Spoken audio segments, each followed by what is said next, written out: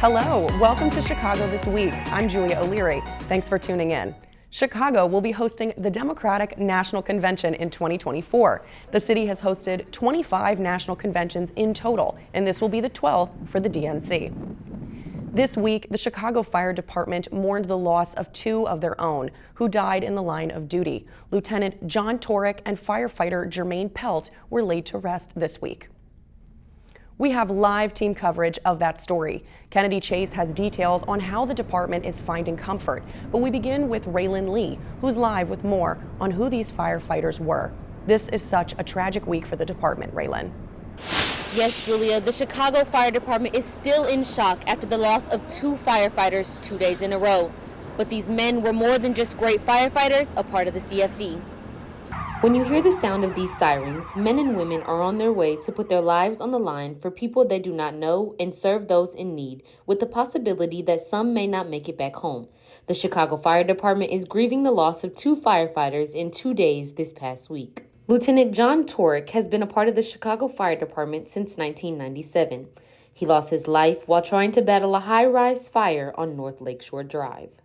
Lieutenant Torek worked on Tower Ladder 10. But being a firefighter was not the only thing he enjoyed. He was an active outdoorsman. He was a motorcyclist. He was a Navy veteran. He served in Desert Storm. He liked bicycling. Firefighter Jermaine Pelt has been a part of the Chicago Fire Department since 2005. He lost his life battling a house fire in the West Pullman neighborhood. Close members of his department say Jermaine was the type of firefighter you strive to be. He was a very vibrant brother. He always had a positive attitude. He's always kind, concerned about his fellow man and woman. Moving forward, the Chicago Fire Department asks that you pray for the families and especially the department as they continue to serve the city. From downtown Chicago, I'm Raylan Lee, Chicago This Week. Thanks, Raylan. It's important for first responders to have access to mental health resources, especially in times of loss. Our Kennedy Chase explored a different kind of therapy that was provided at various fire stations across the city. Isn't that right, Kennedy? That's right, Julia. It has been a sad week for the city of Chicago and the Chicago Fire Department. But to help cope with the recent tragedies, Chicago Police Department volunteers are using a furry friend to hopefully bring a little joy. It's always devastating when people who give their lives to the service of others lose their lives in that pursuit. It's a city in mourning. It's a very difficult time for the Chicago Fire Department and a very difficult time and day for our city. Chicagoans are still heartbroken after the death of two Chicago firefighters occurred 2 days in a row this past week. I feel like it's so sad, and like the firefighters do a lot for our community. To help the fire department members grapple with the recent tragedies, the police department has a volunteer program called Peer Support, where the volunteer officers use their canine companion to bring a little joy. Well, this is Loki. He is certified as a therapy/comfort dog and is being used with the peer support program with the Chicago Police Department. The objective of the peer support program is to reduce stress in the form of emotional first aid. I think it makes the difference. And you definitely see some smiles, you see them relax, and they talk a little bit more about themselves and the experience and what they've been through. The city and the Chicago Fire Department are still grieving and have a long road ahead of them. But because of programs like Peer Support, they won't have to go through it alone. In downtown Chicago, Kennedy Chase, Chicago This Week. Christians, Jews, and Muslims celebrated holy days this week. Easter, Passover, and Ramadan were all observed at the same time. Here's a look outside Holy Name Cathedral in downtown Chicago. Parishioners dressed in their Sunday best spent the morning attending Mass. Christians commemorate the resurrection of Jesus Christ from the dead. Meanwhile, one area restaurant goes above and beyond to provide a traditional Passover experience for customers who can't celebrate at home. Here's Brenda Ordonez with more. Hi, Brenda. Hi, Julia. A rise in anti-Semitic incidents across the city isn't stopping the Bagel from continuing its 25-year tradition of offering a Passover meal to the Jewish community. According to the Anti-Defamation League's latest report, anti-Semitism incidents are up across the nation and in Chicago. But this isn't stopping the Bagel, a well-known restaurant and deli, from helping preserve a long-standing Jewish tradition. I will not give in to the anti-Semitism feeling and change what we do. What we do is too important. And what is it exactly that they do? Oh gosh, this restaurant has offered a Passover meal for over 25 years.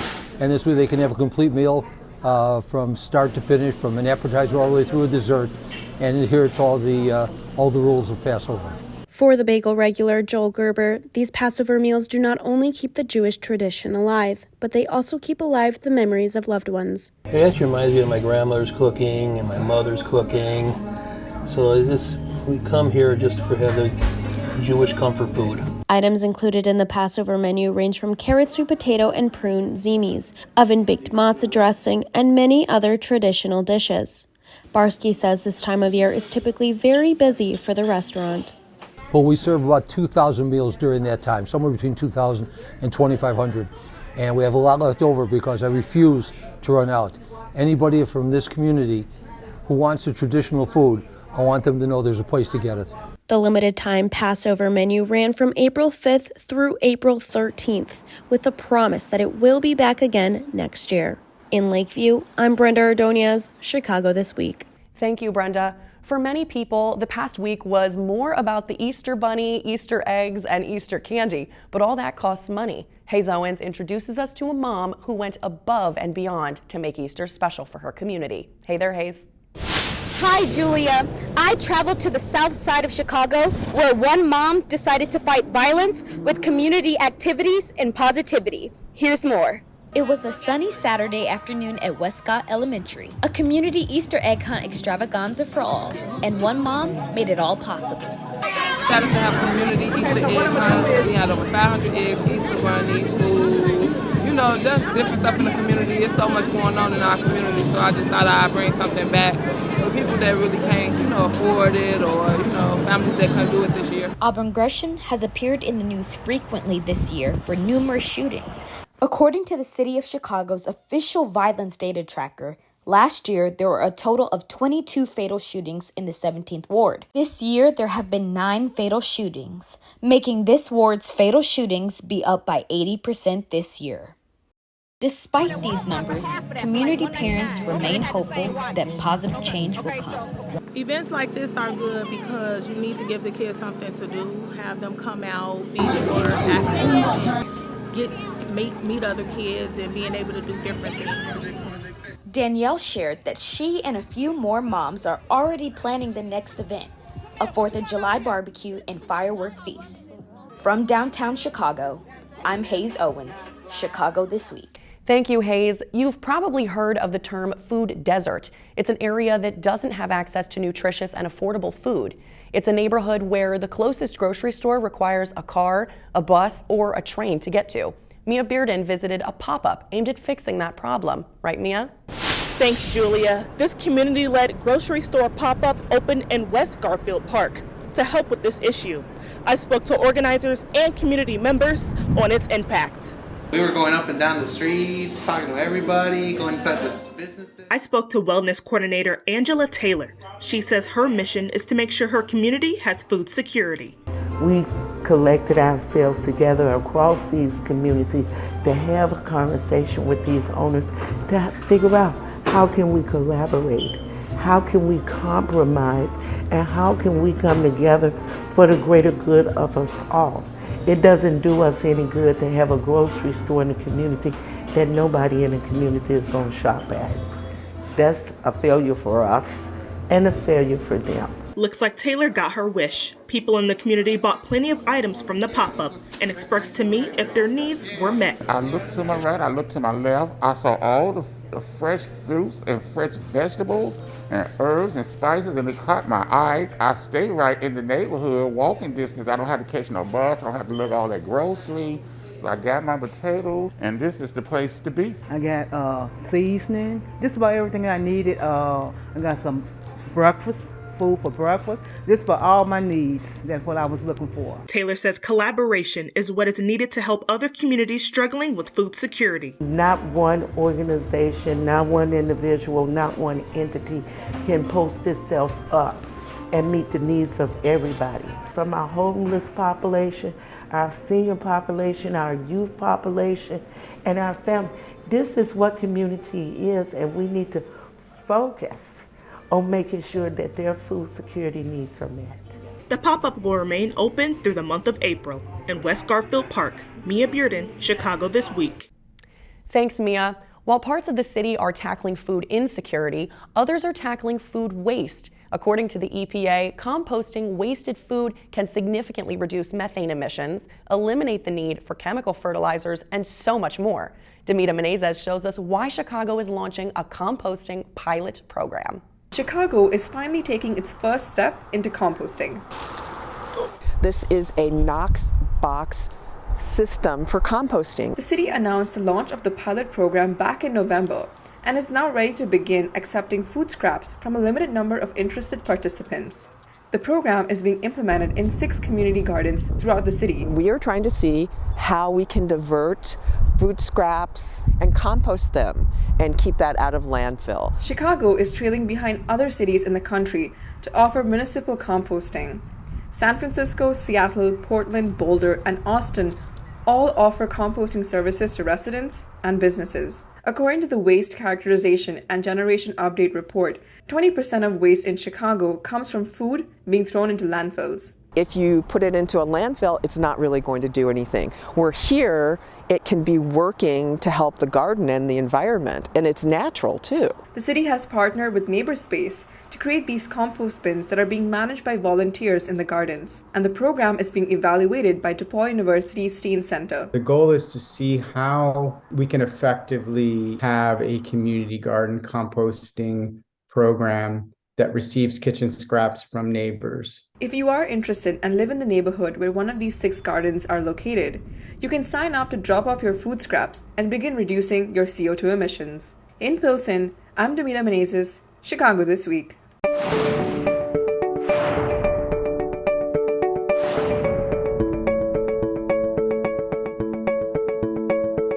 Hi, I'm Lena Folk with a quick business report. Starbucks and union organizers continue to clash. Several pro-union workers at the coffee chain have been fired at stores around the country. A hearing about the union busting was even held in Congress last month. I spoke to Starbucks baristas about the issue. These Chicago Starbucks are 2 out of the 8 unionized stores in the city. We're basically expected to just power through anything bad that happens to us. If you get burned a little bad, that sucks. You have to keep going. There's nothing you can really do. There's times where the lines are miles long, and you go inside and it's just jam-packed, and they're just trying their best to keep up.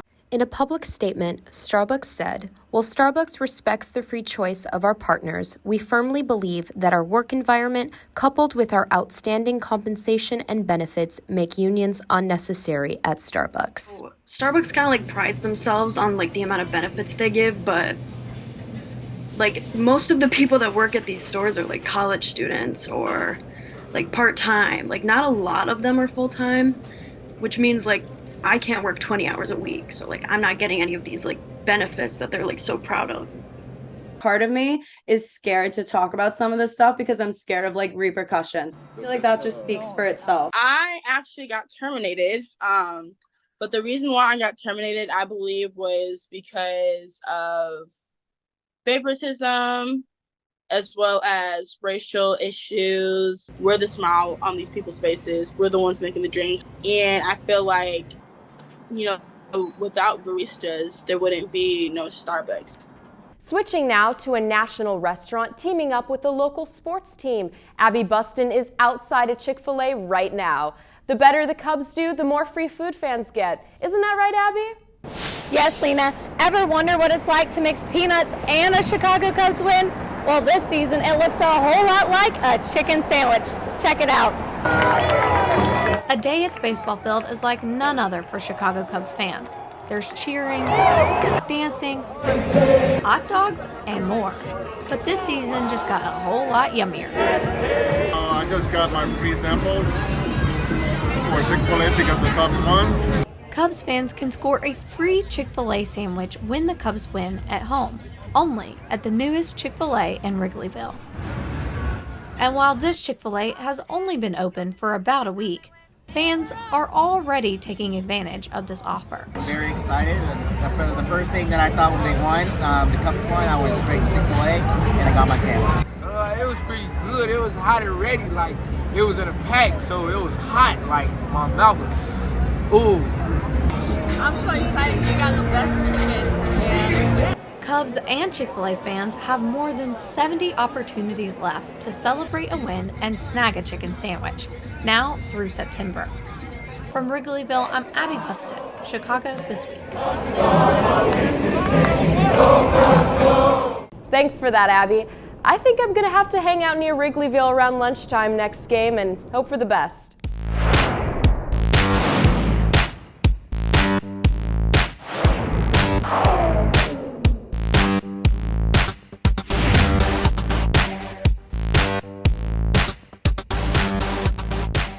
Hi, I'm John Riker, and this is Chicago This Week Sports. Chicago Fire FC beats Minnesota United at the latest match at Soldier Field.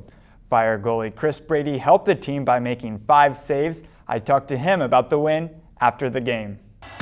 For Chris Brady, playing at home is extra special. No, it really helps, and it's a special feeling. The 19-year-old Naperville native has emerged as Chicago Fire FC's goalkeeper of the future. Last week, he became the second youngest player in MLS history to record a clean sheet. He hoped to continue the momentum against Minnesota United FC. He's going to be good for us. He's getting better every day, every week. In the first half, Brady held the visiting Loons scoreless with quick instincts and thrilling saves. Chicago's offense added 2 goals to give the Fire a 2-0 lead. But after the break, Minnesota turned things around. Was this guy the best player on the pitch? And here he is! Oh! Arriaga's gone in! Would you believe it? Just the thought among the team was, we're not losing this game. You have to figure out a way to set aside the mistake. It happens, and obviously that one's on me. Minnesota wouldn't score again. His mentality to be able to just put that past him, forget what happened, and finish out the game strong was very good. Sign of a good young keeper that's growing and that's only going to get better. Reporting from Soldier Field, John Riker, Chicago This Week. Some of the top women's volleyball players were in Chicago for an exhibition tour. Our Elena Scala was at the match. Huge crowds were there to watch the Stars play, right, Elena? That's right, John. Athletes Unlimited, a pro volleyball league, hosted an exhibition match at the Windy City Qualifier for volleyball fans to watch. Athletes Unlimited is a pro volleyball league that consists of Olympians, national champions, and All-American volleyball players. They are currently on an exhibition tour and hosted a match at the Windy City Qualifier in Chicago. We need to grow volleyball here in the States. I think the youth game is massive, college also, but then once they graduate, it's like these players just disappear, and these players are incredibly talented, and why not showcase them in the United States where the talent is? I think it's huge. I mean, we get to show that pro volleyball is still a thing in the States. It's just really exciting to go back to the communities where we all started. I mean, all of us had to play club to get to college, and so it's just really exciting to be in that atmosphere again and being around a new generation of girls. These professional athletes came to Chicago with a goal much bigger than just to play some high-level volleyball. They wanted to inspire and be role models for young girls. Well, you see all of these girls and their families and their older siblings, and like if you can see it, you can do it, right? Like they just need to be able to see us and have that access. So that's what we're giving them. To show the girls that there's a future after college sports, to be a professional and to live your dreams, and to also show the girls what strong women look like. I think that's one of the most empowering things that we can do. Athletes Unlimited continues their exhibition tour with a goal to continue the growing access to professional volleyball. Dream big, like you can do anything. You can play overseas, you can play in Athletes Unlimited, like the opportunities are endless, they just need to know about them. The DePaul hurdler is currently ranked 19th in the nation. He's got some big goals. Max Olson was at practice this week and talked to him and his coach about the season. Hi, Max. Hey John, the outdoor track season is officially underway, and Darius Brown, he's looking to make a name for himself not only here in Chicago, but on the national stage as well. First meet ran 13:76. Right now, I'm, I think, 19th in the nation. And right now, some goals I have is 13:3. And right now, I'm continuing. I'm probably going to run the USAs this year, see if I can make the world team. And then definitely, the biggest goal is to run nationals this year. If you just focus on competing, as long as he does the right things in his other 22 hours of the day away from me, because that's really what matters most. You know, you can be 100% during practice, but if you want to compete at a high level and be elite, you have to be elite those other 22 hours. I like to study track this year. Like, I study it way more. Like today at practice, I was telling Coach Williams that I studied more hurdles about how this arm don't move, and I can see they're going faster. And I'm trying to critique that, put that in my race. So it's just a matter of critiquing yourself. He really just remains a student of the sport, like he mentioned with his arm and all of that. So he really just makes the process easier, but he's certainly a lot faster and a lot stronger. You don't have to make it come to you. It will come to you eventually. And that's one thing, like I do make sure I stay humble. Like I don't go around saying, oh, blue, I do all this. Like I feel like it's just a matter of when it's gonna happen. And then when the time comes. And then after that, you check that down and you keep going. The Chicago Bulls made the NBA's play-in tournament, but it's not all roses in the Windy City. Bulls won 6 fewer games in the 2022-23 season and dropped 4 places in the Eastern Conference standings. Our Elena Scala joins us. Elena, are Bulls fans justified to feel disappointed? Thanks, John. And yes, I think there's plenty of reason to be frustrated. The Bulls have plenty of big names, but they have not been able to keep up with the best teams in the East. A 6-game losing streak in February really damaged their hopes of a top seed, too. In the NBA, the last thing you want to be is mediocre and right in the middle, but that's where the Bulls season has landed them. The Bulls now face an uncertain future, but there's talent, too. What is one reason why Chicago fans should be excited about the team's prospects? The futures of Zach LaVine and veterans Nikola Vucevic and DeMar DeRozan in Chicago are uncertain, but the teams have some young players that could elevate this team's potential. That includes Ayo Dosunmu, a Chicago native who has outperformed his draft selection.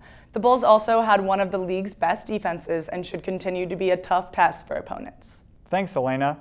From the athletes to the fans, Ayanna Brauno takes us inside an Edgewater sports bar aimed at making everyone feel welcome. Hi, Ayanna.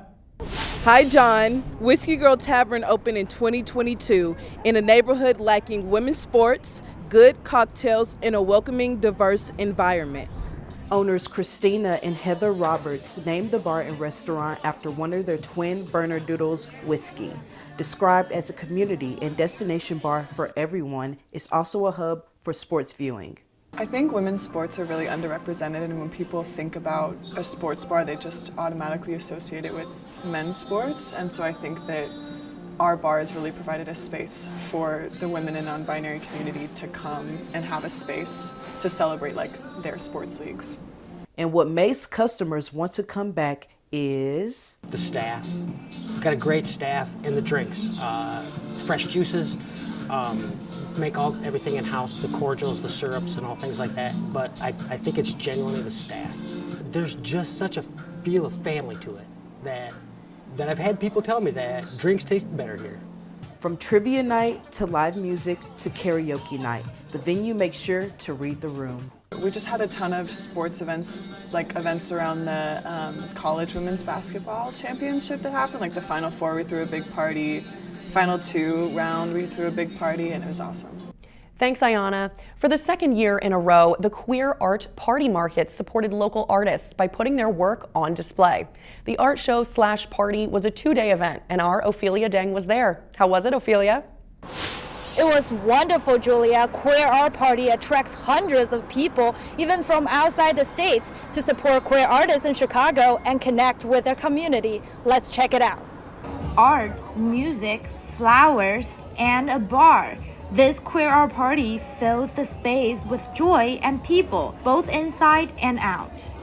The Palmer Art Fair and the Queer Social Club co-organized the event in the hopes of creating a safe and inclusive space for the queer community in Chicago. It's a safe space for people to come together who are queer in Chicago. More than 20 queer vendors joined the event. They say the Queer Art Party brings the community closer. To be invited as a Black queer artist is really healing and incredible for me to experience myself too. Opens so many doors and it allows me to like have a space to sell my work and feel safe and feel included and accepted. Attendees say a queer dedicated event has been long awaited. I think it's incredibly important to have queer events in this really diverse city that we have. Organizers say they hope to make Queer Art Party an biannual event in Chicago and beyond. For Chicago This Week, I'm Ophelia Dang. I love this next story. It's visually so stunning. It's called Dinner with a View, and people get to enjoy a meal in the heart of the city inside a clear, warm, and cozy dome. Tell us about it, Jessica. Hi, Julia. Dinner with a View opened this weekend here off of Michigan Avenue. This traveling dining experience will be here for the next several weeks. Take a look. Dinner with a View is in Chicago. Located next to the Tribune Tower, these clear domes are drawing everyone's attention. And one pair of Chicago food reviewers are the first to check it out. The dome experience, I will say, is the value for this place because you can tell this is where the value is the view itself. And local Chicago residents agree. It's magical, especially once it gets dark. It's beautiful, it really is. And I hope it attracts people to the area. They put a lot of time into making sure that the domes are temperature controlled, everything is regulated so you're not freezing, and they also give you blankets, which is cute. This is so sick. True to their brand, the sisters shared their hot take on this experience. Cheers! We would have loved to see the same amount of care and effort put into the food as they did with the overall vibe and experience of it. The experience was excellent in terms of the view, but the food was lacking. Dinner with a View will be here through May 14th. In Chicago, I'm Jessica Christopher, Chicago This Week. I had a lot of fun covering this week's story in my Living Local segment. I love Portillos, and I can't believe they've been around for 60 years. I got to celebrate this exciting milestone with Portillos' self-proclaimed #1 fan. Take a look. Happy birthday, Portillos! Yesterday was Portillos Day and our 60th anniversary, and it all started right here with the doghouse. Our former owner, Dick Portillo, he started this with $1,100, and we thought, hey, if it's our 60th anniversary, let's start it off with a big bang and go on tour with the original doghouse. The tour began at this South Loop location and will be moving to 9 other restaurants throughout the city and suburbs. Portillos lovers can win prizes, purchase limited edition merchandise, and of course, enjoy the food. For Portillos' #1 fan, seeing the original doghouse takes him back to his very first visit. I ate at the original doghouse in 1964. Mr. Portillo himself was working the window. We got 2 hot dogs, a tamale, and a large Coke for $1 too. And I took $1 out of my wallet, I put it on the counter, and I'm digging in my pocket for the 2 pennies. And Mr. Portillo said, go on, you're a high school kid, I'll pay the tax. But it was just the kindness and the atmosphere. And that's what Portillo's is all about. So I walked up here, and I looked at the doghouse, and it brings back memories. Dear memories. The 60th anniversary tour will run through June 8th. For Chicago This Week in South Loop, I'm Julia O'Leary. Thank you so much for watching another episode of Chicago This Week. That's all the time we have for today. We'll be back with more news, sports, and entertainment stories from around Chicago next week. We'll see you then. Have a great week, everybody. Bye-bye.